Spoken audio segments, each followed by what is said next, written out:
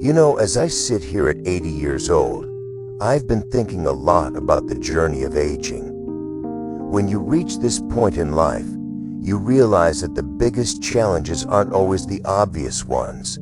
The aches, the doctor visits, or the gray hair staring back at you in the mirror.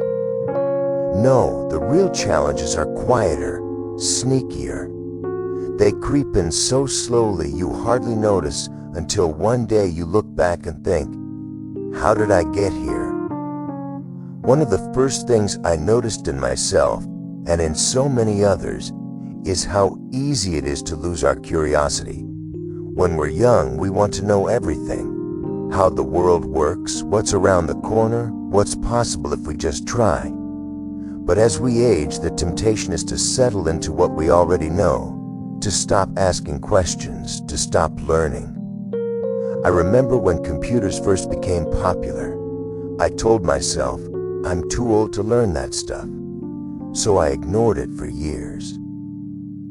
Then one day, I realized my grandkids were living half their lives online, and I was missing out. With their patient help, I started learning, slowly, awkwardly.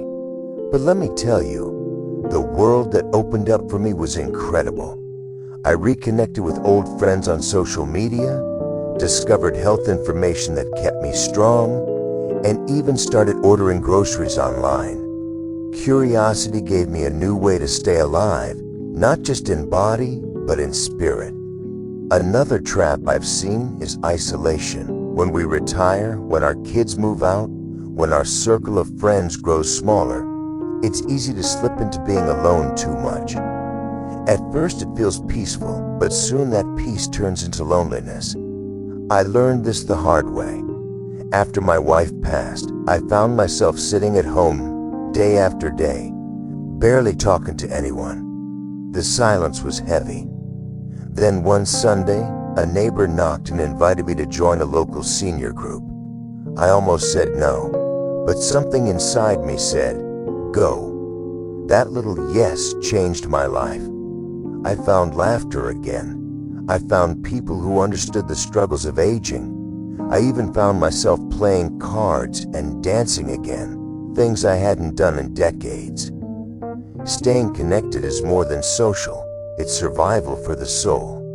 There's also the matter of flexibility, not just in our bodies but in our minds. As we age, stiffness creeps in, not only into our joints, but into our thinking.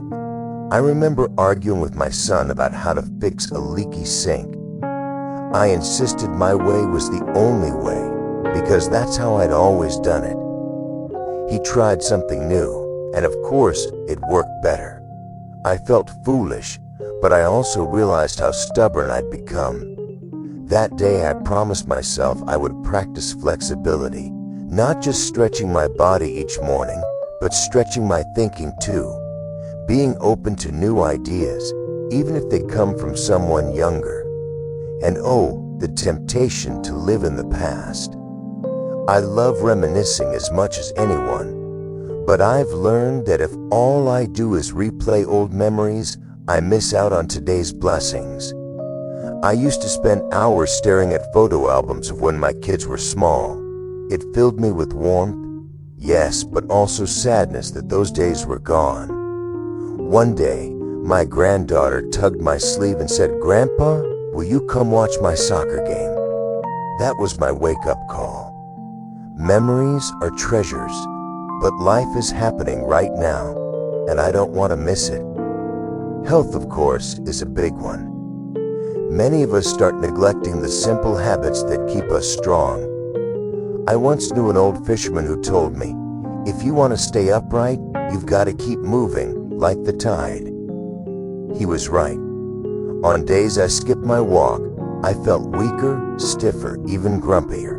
On days I kept moving, even just for a half hour, my whole outlook brightened. The same goes for food, for water, for sleep.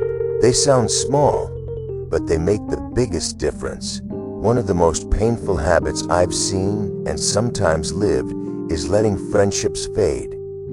In our younger years, friends are everywhere, at school, at work, in the neighborhood. But as we age, those circles shrink. People move, health declines, some pass on. And if we don't make an effort, friendships quietly slip away. I remember when my best friend from childhood, Tommy, passed away.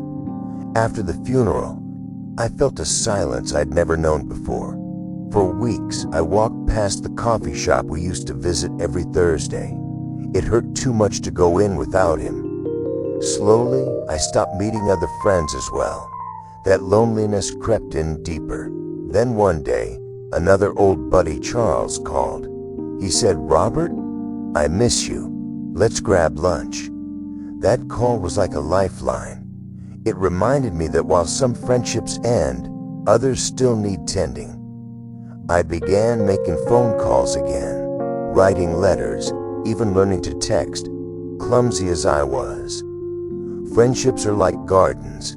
They don't flourish unless you water them. At 80, I can tell you, nothing sweetens the later years like good company. A shared laugh, a listening ear, a story told over coffee. That's medicine as powerful as any pill. Another trap is carrying grudges. Maybe a brother wronged you decades ago, or a neighbor spoke harshly.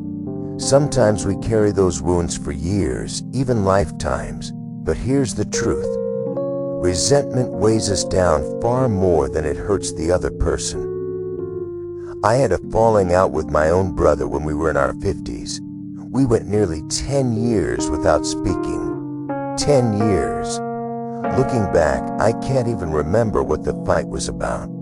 What I do remember is the hole it left. When we finally reconciled just before he passed, I wept, not only from relief, but from regret over all the lost time. That taught me that forgiveness is a gift we give ourselves as much as to others. It doesn't excuse the wrong, but it frees our hearts from bitterness. And in these later years, peace of mind is worth more than pride. Something else I've noticed in aging is how easy it is to become too serious. We think laughter is for children, play is for the young. But you know what? Joy has no age limit. My great-granddaughter once invited me to play a board game with her. At first, I thought, I'm too tired for this. But when I sat down and joined her, I laughed harder than I had in months. That silly little game reminded me that fun is not wasted time, it's life-giving. Even now, I find small ways to play. Singing off-key in the car, telling a corny joke, trying a new flavor of ice cream. It may sound simple, but it keeps my heart light. And a light heart carries us farther than a heavy one. As we get older, fear can grow louder. Fear of falling, fear of illness, fear of being a burden. And while caution is wise, fear can also lock us into a smaller and smaller world. A neighbor of mine, Grace, once stopped traveling altogether after she had a small fall. She stayed mostly indoors, afraid of what might happen. Within a few years, she lost not only her strength, but her sparkle. I've had fears too. I remember being invited to speak at a large health seminar at age 78. My first thought was, what if I stumble over my words? What if they think I'm too old? Then I remembered all the people I had helped through the years, and I thought, maybe my voice still matters, so I said yes. Standing on that stage, nervous as a boy, I realized that courage doesn't mean the absence of fear, it means choosing to act anyway. Friends, don't let fear shrink your life. Let wisdom guide you, yes, but let courage carry you forward.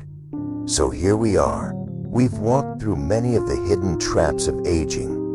Losing curiosity, slipping into isolation, getting too rigid, clinging to the past, neglecting health, letting friendships fade, holding grudges, forgetting joy, letting fear take over.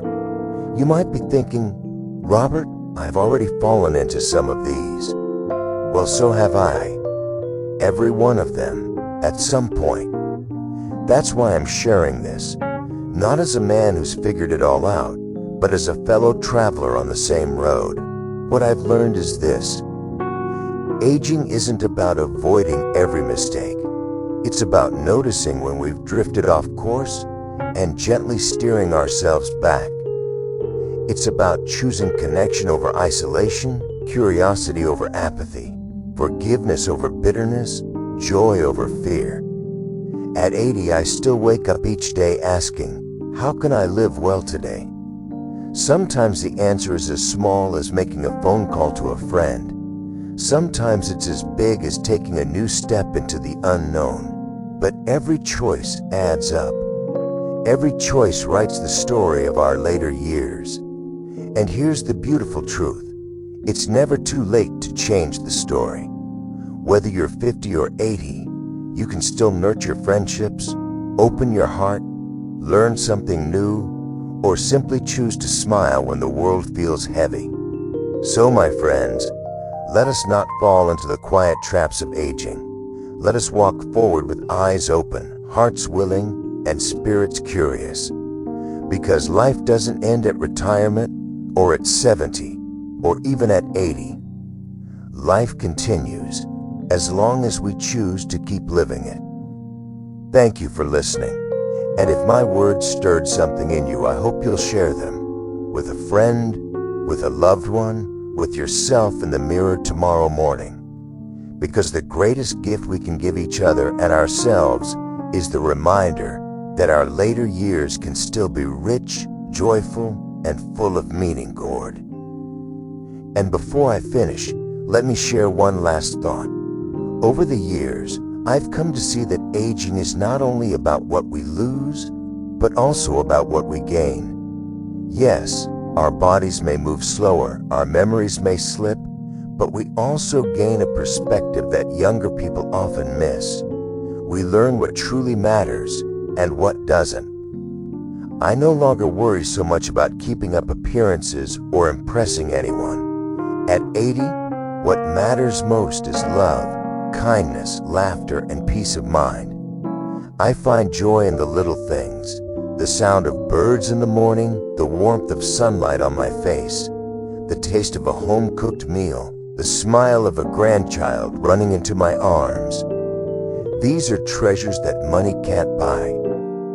If you ever feel discouraged about getting older, remember this: every day you wake up is another chance to live, to give, to connect. It doesn't have to be something grand.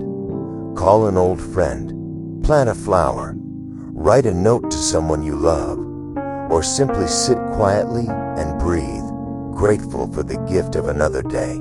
And when the evening comes and we look back on our lives, I believe what will matter most is not how many years we had, but how much life we poured into those years. So let's pour as much as we can, right here, right now, because this moment, today, is the only one we're guaranteed.